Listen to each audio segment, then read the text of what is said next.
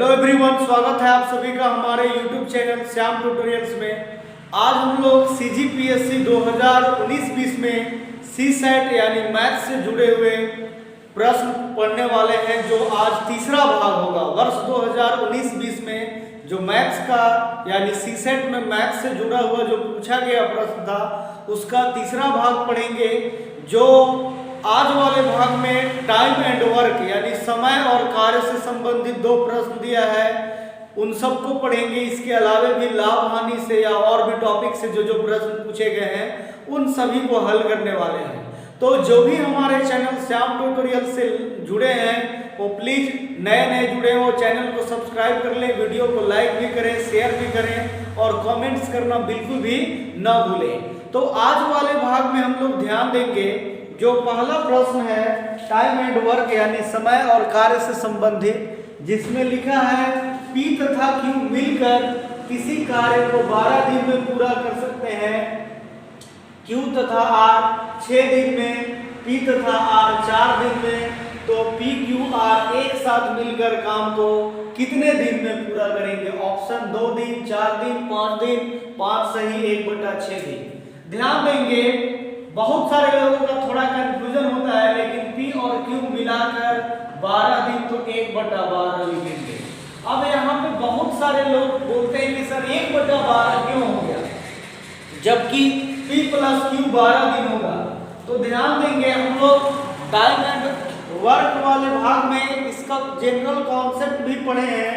उसमें जैसे लिया रहता है, यहाँ दिया है एक दिन में हम ऐसे समझेंगे P प्लस Q, एक दिन में P प्लस Q का भाग, कितना भाग काम करेंगे? तो 12 भाग या 12 टोटल दिन था, तो एक दिन में P और Q मिलकर 1/12 भाग कार्य को कंप्लीट करेंगे। इसीलिए शॉर्टकट में डायरेक्ट 1/12 होता है। मान लीजिए P 12 दिन में करता तो P का 1/12 भाग, चूंकि एक दिन का निकलता है इसलिए 1/12। फिर बोला है Q और R मिलकर 6 दिन में यानी 1/6, समीकरण 2 हो गया। उसके बाद बोला है P तथा R 4 दिन में करते हैं यानी 1 2 3। अब ये जो समीकरण 1 आया प्लस 2 फिर प्लस 3 यानी तीनों समीकरण को जोड़ देंगे। तो इधर ऐड करने पे नंबर है, ये भी अल्फाबेट है यानी P प्लस Q फिर Q प्लस R, मतलब अल्फाबेट को अल्फाबेट की साइड में और नंबर को नंबर के साइड एक तरफ ले जाकर ऐड करेंगे। तो P plus Q, Q plus R, उसके बाद P प्लस R बराबर इधर वाला नंबर 1/12 प्लस 1/6 प्लस 1/4। यहाँ ध्यान देंगे P कितना हो जाएगा? 2P, Q 2 तो 2Q, R भी 2 है तो 2R बराबर यहाँ इस साइड में हो गया 1/12, 1/6 और 1/4। तो 12 और 6 का लघुत्तम 12, 6 और 4 का लघुत्तम 12 होगा। और हम लोग पहले भी इस टाइप का कॉन्सेप्ट में पढ़े हैं, 1/12 आया और 12, 6, 4 का लघुत्तम निकालेंगे तो भी 6, 4 का लघुत्तम 12 आएगा। तो जो पहला वाला 1/12 है उसके साथ 12 को गुना करते हैं तो 12 एकम 12 यानी 1 गुने 1, तो इसलिए यहाँ 1 लिखेंगे। फिर प्लस फिर 1/6 है और एलसीएम 12 तो 6 दूनी 12 यानी 2 गुने 1 2।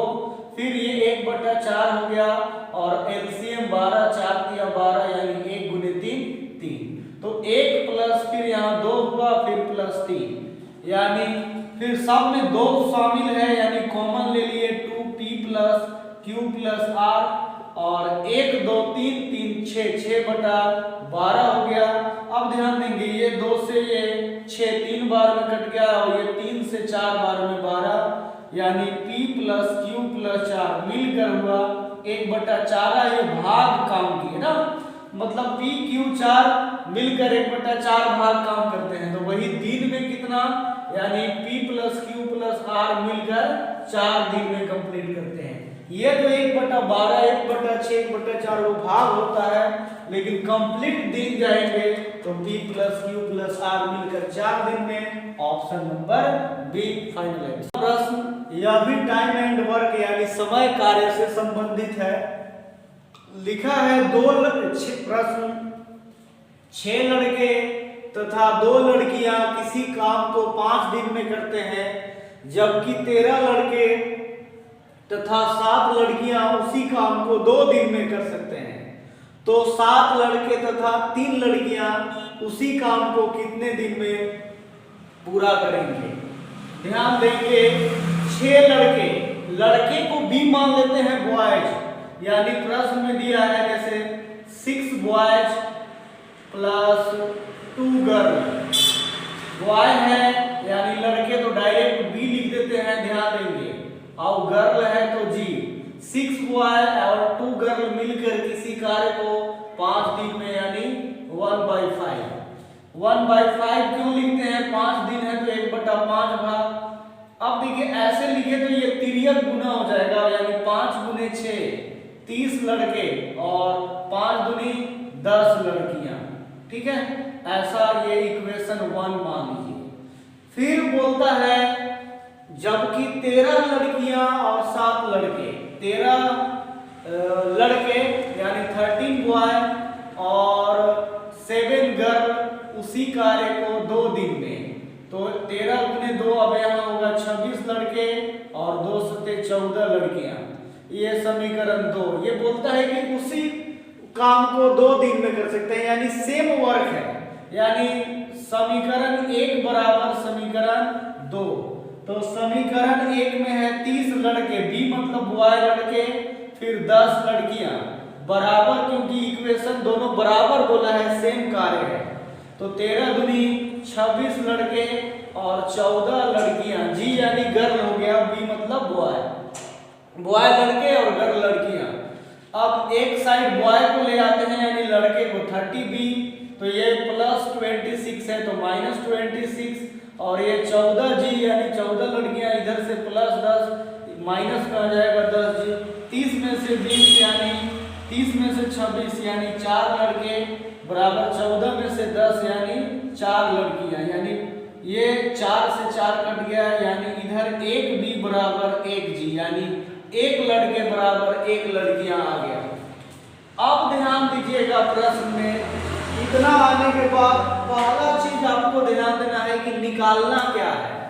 7 लड़कियां तथा 3 लड़के ना, यानी 7b प्लस 3 गर्ल, तो दोनों का वैल्यू 1-1 है, तो चाहे लड़के को रखिए चाहे लड़कियां को, तो 7 गुने 1 प्लस 3 गुने जी, यानी 7 गुने मान लीजिए लड़की है, मतलब ध्यान दीजिए यहाँ बराबर करना है, दोनों लड़का है तो शायद दोनों लड़के भी कर सकते हैं, या दोनों लड़की है तो दोनों लड़की भी, तो यहाँ बॉय को 1 बॉय बराबर 1 गर्ल, तो 7 में 1 से गुना कर दिए, तो ये 7 प्लस 3 यानी 10 गर्ल हो गया, 10 लड़की। ठीक है, ये हम लोग M1 मान लिए 10 हो गया। अब बोलता है कि उसके कितने दिन में करेंगे, यानी D1 निकालना है मान लीजिए। अब यहाँ ध्यान दीजिए, प्रश्न में जो दिया है 6 लड़के और 2 लड़कियां है ना, उसको पुट करना है, तो 6 लड़के और 2 लड़कियां, या फिर इससे भी सेकेंड वाले से भी पुट कर सकते हैं, लेकिन कंफ्यूज नहीं हुई है, सिर्फ पहले ही को ध्यान दीजिएगा।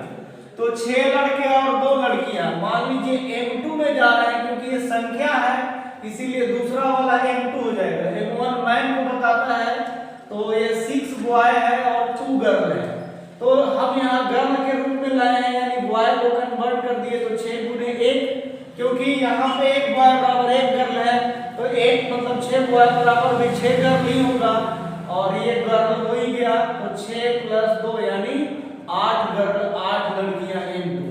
कितने दिन में काम करेंगे, तो 5 दिन में, यानी यहाँ D2 दिया है 5, तो फॉर्मूला बन जाता है M1 गुने D1 बराबर M2 गुने D2। M1 10 D1 यानी कितने दिन निकालना है, M2 8 हो गया और D2 5 हो गया, ये 5 से 2 बार में कट गया और ये 2 से इधर 4 बार में, यानी D1 बराबर 4, यानी कितने दिन में कार्य को कंप्लीट किया जाएगा, तो 4 दिन। फाइनल प्रॉफिट एंड लॉस, लाभ हानि से एक ही प्रश्न पूछा गया था, जो उसको वर्ष 2019-20 में उसका एक प्रश्न है, ध्यान देंगे। लिखा है सुनील ने रुपए 1350 में 2 वस्तुएं क्रय की, उसने एक वस्तु को 6% की हानि पर तथा दूसरी को 7.5% के लाभ पर बेचा। इस सौदे में न उसे लाभ हुआ न हानि हुई, तो दोनों का क्रय मूल्य क्या होगा? ध्यान देंगे, ये दिया है कुल क्रय मूल्य 1350 है, जिसमें से पहली वस्तु का क्रय मूल्य लिखते हैं, यानी पहला क्रय मूल्य लिख देते हैं तो डायरेक्ट समझ जाएंगे।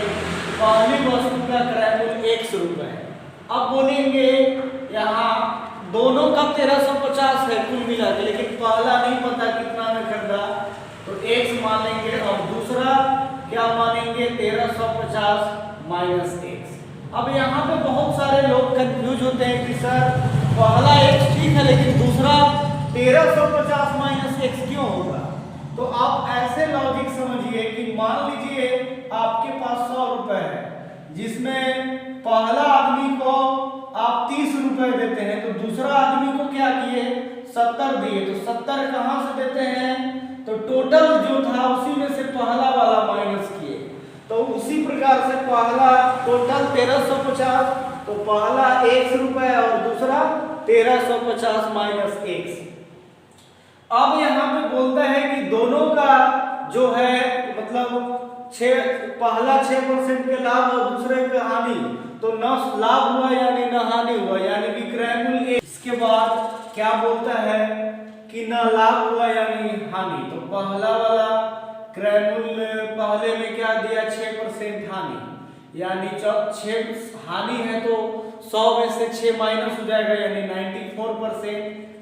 और फिर दूसरे वाले में क्या दिया है क्रय मूल्य 1350 माइनस 1 और दूसरे में 75% का लाभ, यानी 7.5 जोड़ेंगे तो 107.5/100 पॉइंट हट जाएगा, तो नीचे 1 जीरो। और बोला कुल सौदे में न लाभ हुआ यानी न हानि, यानी सेम टू सेम 1350 लिख देंगे, क्योंकि न लाभ हुआ न हानि यानी उतना ही में खरीदा।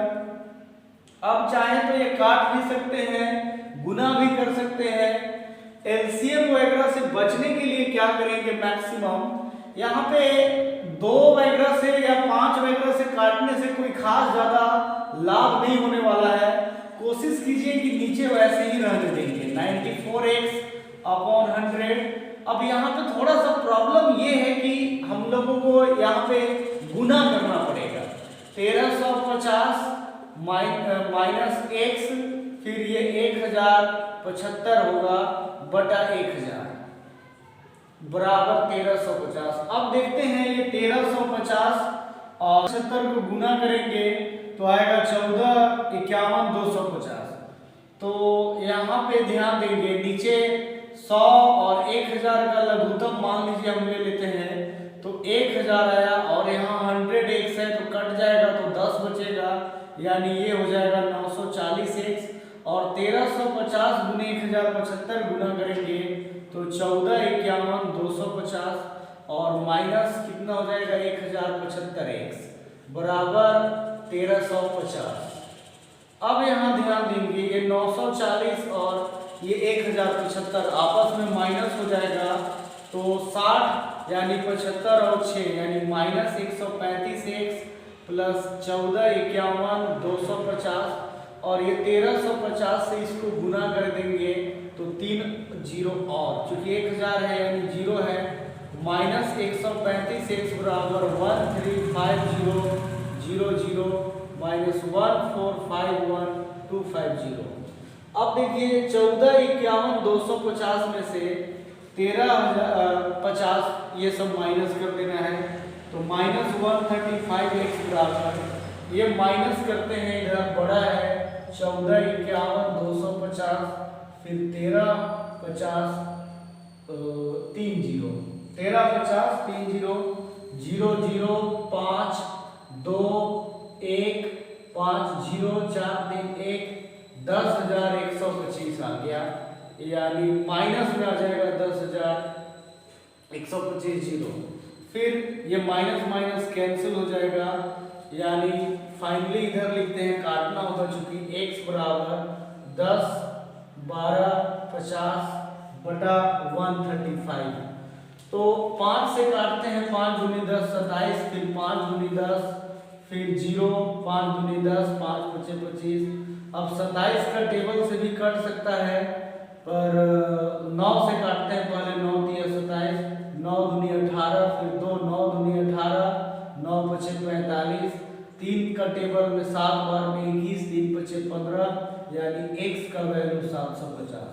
तो पहला वाला क्रैमुल x लिखे थे 750, ये फर्स्ट क्रैमुल आ गया, पहली वस्तु का।